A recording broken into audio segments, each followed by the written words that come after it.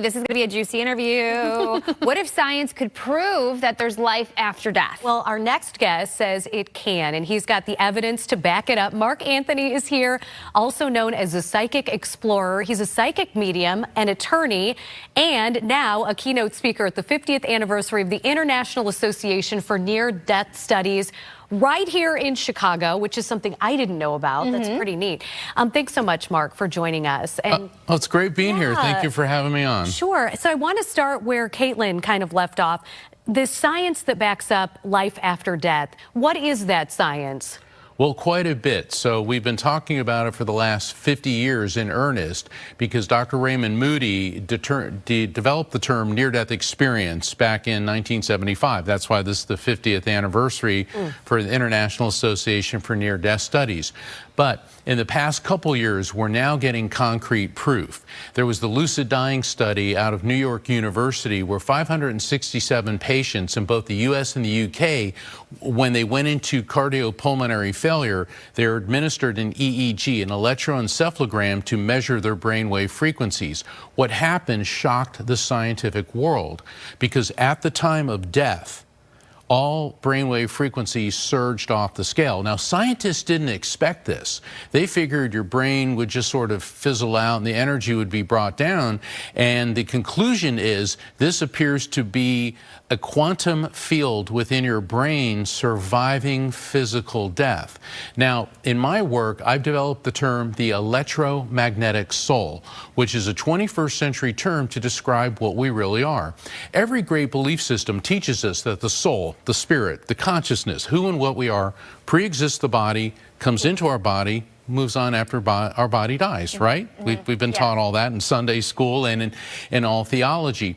The first law of thermodynamics and physics teaches us that energy is neither created nor destroyed, only transferred from one form to another.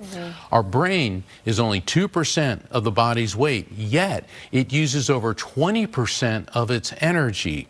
And so the electromagnetic soul describes what we really are, which is pure consciousness, a soul, a spirit, that is eternal electromagnetic energy. And so the recent discoveries in the past couple years are showing this surge of electromagnetic activity at the point of death shows that our EMS, electromagnetic soul, is a coherent quantum field that moves on after we physically die. Where does it go? Well, with near-death experiences, and that's what I'll be talking about on Friday, my keynote presentation is Near-Death Experiences, an ancient mystery that has changed the world. And for the last 5,000 years, near-death experiences have been documented. They didn't know what to call it, this mysterious phenomenon, people dying then resurrecting with tales of leaving their body, going through a tunnel into a light, encountering deceased loved ones, and dare I say, even the divine power we call God, and then returning. But to answer your question directly, think of our world as AM radio, okay? We use energy, frequency, because on the subatomic level, on the quantum level, everything vibrates. We always hear that, all right? But the reason that you and I are alive is our vibration is different than the chairs. But at the subatomic level, we're all made of electromagnetic energy. So when we physically die, our EMS, our electromagnetic soul, quantum leaps from AM radio to FM radio. That's the other side. And there's times when the two dimensions will overlap.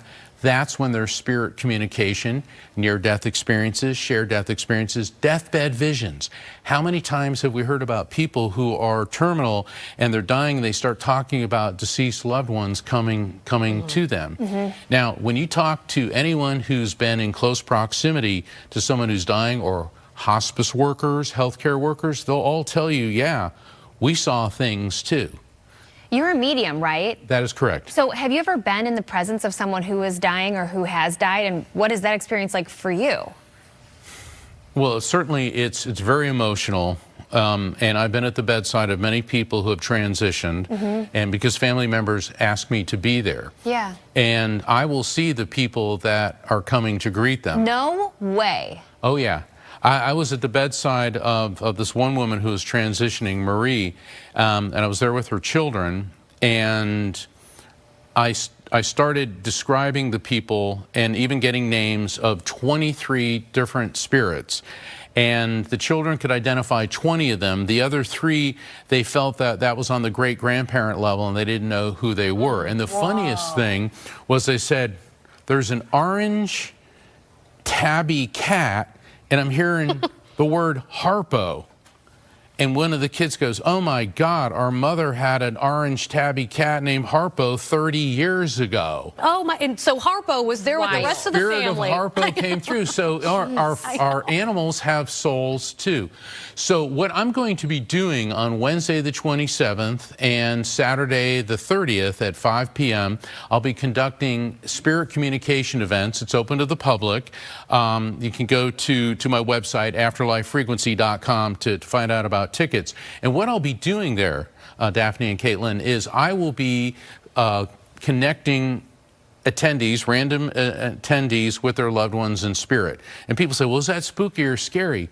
Spirits are not here to frighten us or harm us. This is about love, healing, and resolution. Because as it says in the first book of Corinthians, chapter 12, verses 4 through 12, God gives us several different gifts. 2 of those gifts are prophecy and discernment of spirits. So I look at what I do, both science and faith. This is healing. This is empowering. Thank you so much, Mark. We appreciate you coming in today.